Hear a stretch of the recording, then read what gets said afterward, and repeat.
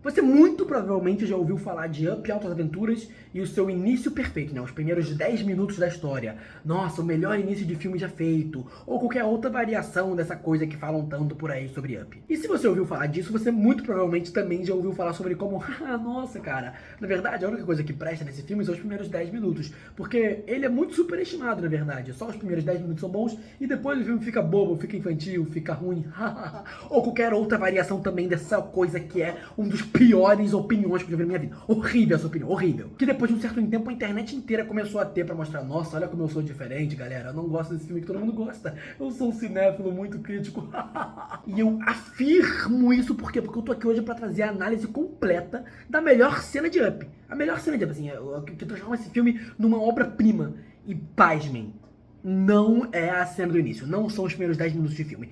E eu vou te mostrar qual é. Só que antes de eu te mostrar qual é, logicamente o que eu vou pedir primeiro? O seu like, né, paizão? Seu like pra ajudar o nosso canal a ser recomendado pra mais gente. Os últimos 2 vídeos, pô, foram muito mal de visualização, não tá chegando pra muita gente. Então vamos dar esse like pra impulsionar o vídeo, tá ligado? E o mais importante, meu irmão, é se inscrever no canal, que é isso que mais anima a gente que é canal pequeno. É ver o númerozinho de inscritos ali subindo, nem que seja um, já muda muito pra gente. Então, pô, dá essa moral aí pra gente, ajuda demais, dá essa forcinha, mano. A cena inicial do filme, é que todos dizem que é a cena que carrega o filme todo, é aquela cena que mostra, pô, o Carl e a Ellie, eles se conhecendo crianças, eles crescendo juntos, se casando, vão ter filho, perde o bebê, ela fica doente e morre. Tô dizendo que essa cena é ruim? Lógico que não, é uma das melhores realmente do filme, talvez a top 2 depois dessa que eu vou falar agora. Por quê? Porque essa que eu vou te falar agora é uma cena que vem no terço final do filme, pertinho do clímax. Assim, quando vai começar o clímax da história, é quando entra essa cena aqui e eu vou te provar que ela é melhor. Vamos lá, pra contextualizar como é que essa cena começa, né? O que tá acontecendo antes até ela chegar. O Carl e o Russell, eles acabaram de conhecer o Mans, né? Aquele ídolo de infância do Carl, o explorador da natureza, o desbravador das matas e tudo mais. O problema é que, na verdade, depois de conhecer ele, ele vira um vilão psicopata do filme, né? Quando ele descobre que eles estão escondendo, protegendo, ou estão só transportando ali a Narceja, que é esse bicho que ele é louco desde sempre. Porque é o bicho que vai comprovar que ele estava certo. Porque ele sempre foi caçar esse bicho e ele nunca achou. E aí depois disso ele caiu no esquecimento. Então ele meio que ele tem essa obsessão por esse bicho pra provar que ele não é uma fraude. Quando eles descobrem que eles estão juntos com esse bicho, o exército de cachorro deles ataca lá a dupla dos protagonistas. Ele vai lá, mano, taca fogo na casa, quebra todo mundo, estoura balão, a casa, tá ligado, vai arrastando no chão, quebrando, todos os móveis dentro vão caindo, quebrando tudo, beleza, assim. E aí, tipo assim, isso acaba com o Carl, né, mano? Quando a casa e as coisas dele e da Ellie, né, a esposa dele, quebram, isso tira o Carl do sério, né, logicamente, assim, é tudo que ele tá mais protegendo com a vida dele durante o filme todo. É a única conexão que ele tem, a última conexão que ele tem, no caso, com a esposa dele. Então, mesmo ele, que tava se aproximando bastante do Russell, fica pé da vida, porque, cara, nada disso estaria acontecendo se não fosse o próprio Russell, né? Ele que se meteu na viagem, ele que trouxe Narceja, e agora, por, entre muitas aspas, culpa dele, toda a conexão ali com a esposa dele estava sendo quebrada, pegando fogo, destruída, e é aí que começa a cena, ele nesse contexto. Sem a sua ajuda, eu vou pro paraíso das cachoeiras. Nem que isso me mate.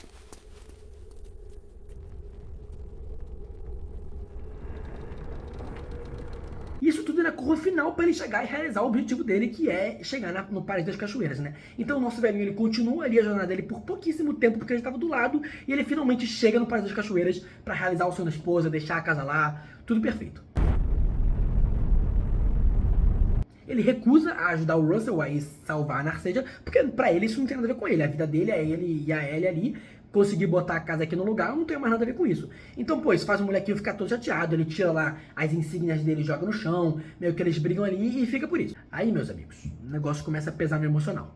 Depois dessa confusão, o Carl, ele entra na casa, né? E assim, ele entra desolado. Ele tá vendo tudo que ele sempre protegeu, a casa que ele tá desde o início do filme defendendo e tirando de qualquer possível risco, tá totalmente quebrada, assim. A última coisa que conectava ele com a esposa dele tá caindo aos pedaços, tudo desvastado.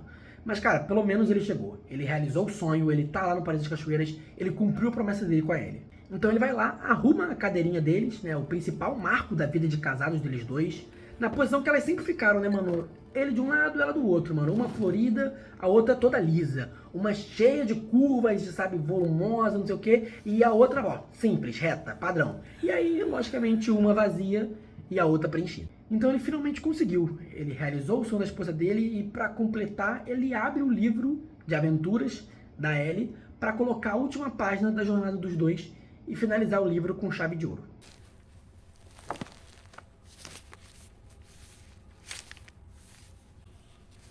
tudo até agora tá bem apagado, sabe? Tá tudo meio esbranquiçado, meio sem muita cor, assim, meio ranzinza, que é justamente representa a vida do Carl, né? A vida do Carl é essa, depois que ele perdeu a Ellie.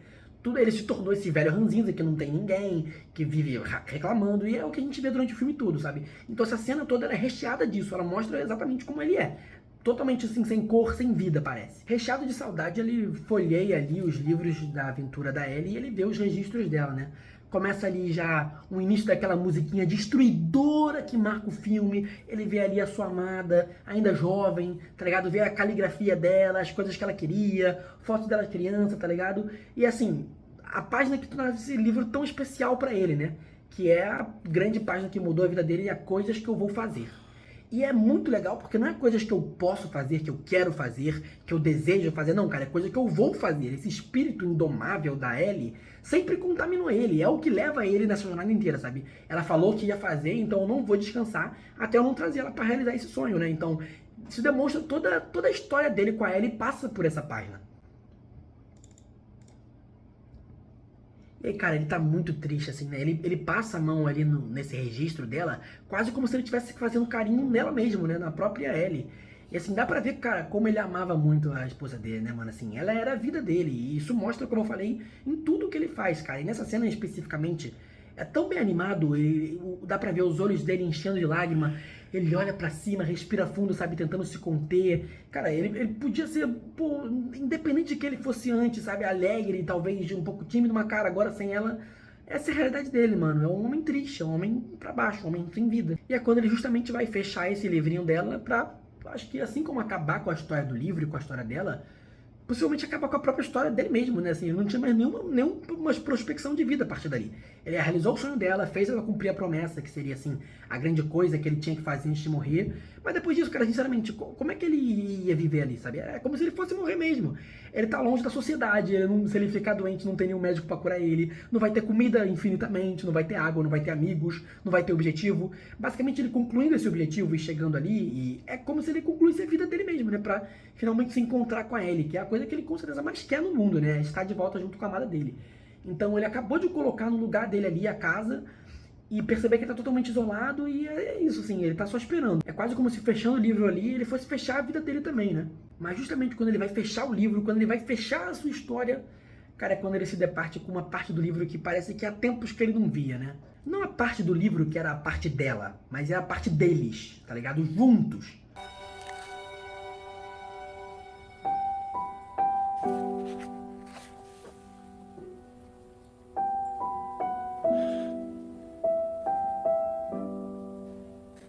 A música chega ali na sua parte principal, a mais emocionante, a mais que faz todo mundo chorar, enquanto ele vai passando e ele vai vendo como ele era feliz junto com ela, tá ligado? E como eles se amavam, como eles viviam bem, como ele tava sempre com um sorriso no rosto, como ele tava feliz de estar com ela, tava alegre, ele tinha um propósito, ele queria viver, ele queria estar com ela, sabe? Coisa que desde a morte dela parece que ele não tem, que ele não é feliz, não tem propósito, sabe? Ele nem lembrava que ele já chegou a ser assim algum dia.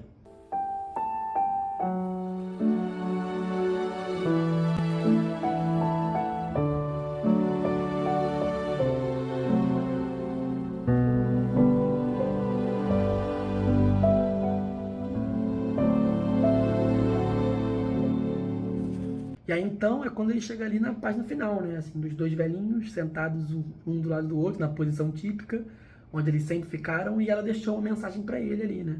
E aí é, obrigada pelas aventuras, agora parta para a próxima. Com amor, Ellie.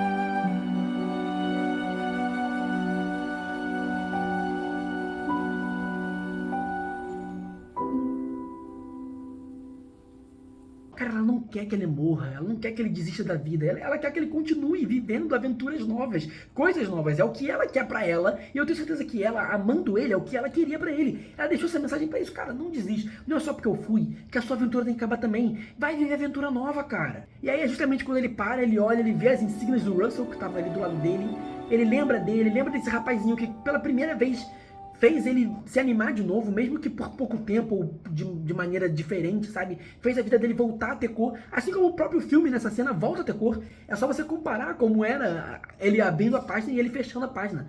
Ele parece ter recebido a cor dele de novo, depois de ter presenciado esses momentos, lembrado da Ellie, mas não nesse saudosismo, e sim como esse, caraca, eu amava ela e eu tenho uma nova aventura, eu tenho o Russell. E aí ele vai sair pra ver como é que o Russell tá e ele se depara justamente com ele indo fugir pra recuperar a Narceja sozinho contra um exército de cachorros. Um cara psicopata, ele fica louco, é impossível. A esse ponto, o Cal já não tá mais disposto a perder o garoto, cara, a deixar a sua nova aventura, a deixar o seu grande novo amor escapar de novo, mano. Não dá mais. Ele tenta ali levantar a casa, puxar, carregar a casa, mas pô, cara, vamos ser sinceros, o cara é um velho, tá ligado? O corpo de velho dele não vai deixar ele fazer essas coisas facilmente. O que, inclusive, no filme já é bem surpreendente, ele carregando a casa nas costas, né? Mas, enfim. E é quando finalmente ele percebe, cara, se ele não consegue levantar a casa e o peso da casa, então o que ele tem que fazer, mano, é tirar o peso da casa. Vambora, vamos com tudo. Casa essa e essas coisas que é a última conexão que ele tem com a Ellie. Sim, são coisas dela, mobília dela, fotos dela, fotografias. Era a casa deles, era a coisa deles. Não dá mais agora. Não tem por que ficar sendo vaidoso com móveis, com mobília, enquanto o Russell tá em perigo, sabe? Esse saudosismo não importa mais. O dinheiro que ele tem guardado não importa mais. Nada daquilo ali importa mais, que ele tá sacrificando tudo que ele defendeu e protegeu durante o filme todo pra salvar o garoto, que é a nova motivação dele de vida, a nova aventura dele. E aí ele finalmente consegue, cara, ele se desfaz ali de tudo que mantinha a casa presa no chão, que não é só o que mantinha a casa presa no chão, é o que mantinha ele preso. Assim, esse peso que fazia na casa que não conseguia levantar e ele se livra, é simbolizando o peso que ele tá se livrando, assim, cara, eu tô deixando ir. Eu realizei o sonho, agora é hora de deixar isso pra trás, tá ligado? Se é pra casa voar de novo, não é só a casa que vai voar de novo, é ele que tá voando de novo ali, que ele se libertou.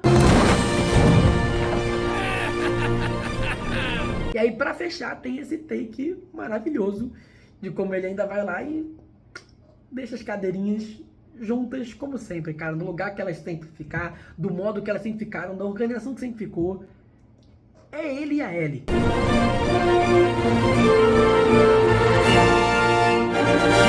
Ele não pode ficar remoendo esse passado pra sempre, ele tem que se libertar disso, desse luto, mas isso também não significa que ele vai desrespeitar ou vai cagar pra essa história que ele viveu. Ele continua amando a Ellie, ele continua tendo respeito pela história deles, ele continua tendo ela como o centro da vida dele. Só que, então ele não vai pegar a cadeira dos dois e tacar junto como ele tá com o resto das coisas todas. Não, ele vai deixar lá do jeito bonitinho que ele sempre foi, porque ele vai sempre lembrar dela. Não mais com esse pesar que puxa ele pra baixo, mas com essa coisa que ele viveu, foi feliz e agora deixou no lugarzinho dela pra ele viver a nova aventura. Meu amigo, se tu olha no meu olho e tu me diz que a única parte desse filme que presta são os primeiros 10 minutos, mas cara, você é muito, mas assim, é muito burro. Cara, na primeira vez que eu vi esse filme depois de velho, não velho, mas assim, já pensando, porque eu via muito esse filme, eu vi esse filme várias vezes de criança, né? Mas depois que eu fui ver com um cérebro mais desenvolvido ali com uns 15, 16 anos, e eu já pensava, já entendia o que acontecia, que quando eu era criança eu nem me ligava, meu amigo, o tanto que eu chorei nessa cena foi um negócio de maluco, mano. Era assim, de ficar sem ar, de soluçar. Eu lembro que eu tava chorando. Eu lembro exatamente da cena, que eu tava na sala e meus pais estavam na sala também. Eu estava prestando atenção no filme, eles estavam passando, havia um pouquinho, fazendo outra coisa e tudo mais. Mas quando eles me viram chorando, eu lembro que eles vieram me consolar, porque, cara, eu tava passando mal, de choro assim. Eu falei, caraca, mano, isso é a coisa mais linda que eu já vi na minha vida. Gente, enquanto eu tava vendo a cena agora e escrevendo o roteiro pra falar sobre isso, eu chorei agora, hoje, escrevendo isso e vendo essa cena, eu tava chorando, mano. É um bagulho surreal, mano, é escrita perfeita, cara. Então, cara, por favor, não caiam nessa mentira, nessa bobagem que se espalhou, de que esse filme só é bom pelos primeiros 10 minutos dele, mano. Isso é burrice, isso é extremamente loucura. O filme é excelente, mano. Os personagens são engraçadinhos, tem momentos incríveis, tem momentos emocionantes, a mensagem é absurda, a dinâmica de todo mundo ali, o cachorro, o Russell, o Carl, até o próprio vilão. Cara, o vilão é incrível, tudo é bom, mano, tudo é bom. É lógico que, pô, é um filme infantil, é uma animação da Pixar, então vai ter momentos que vai ser um pouco mais abobalhado, vai ser mais gracinha, mas, cara, todo filme infantil tem isso, pô. Se tu critica isso em Up, tu vai criticar isso qualquer outro. Rei Leão tem parte boba, Toy Story tem parte boba, todo filme tem parte boba. É lógico, é filme pra criança. Isso não muda o fato de que o filme é bom. É ótimo, esse filme é absurdo. Se quem fala que só vale, só presta 10 primeiros minutos, você já dá um tapa na cara pra você falar, você é um merda, você não viu o vídeo de Radical, você não sabe nada. Mas enfim, meu amigo, e você? O que você acha dessa cena? O que você acha desse filme? Conseguir fazer isso? Você era um desses doentinhos que pensava isso antes de eu vir aqui e te esclarecer a verdade, meu amigo? Então, pô, agora que tu aprendeu, pra não sair mais bostejando por aí, que os primeiros 10 minutos só é eles que prestam, né? Vamos lá, vamos usar o cérebro, enfim.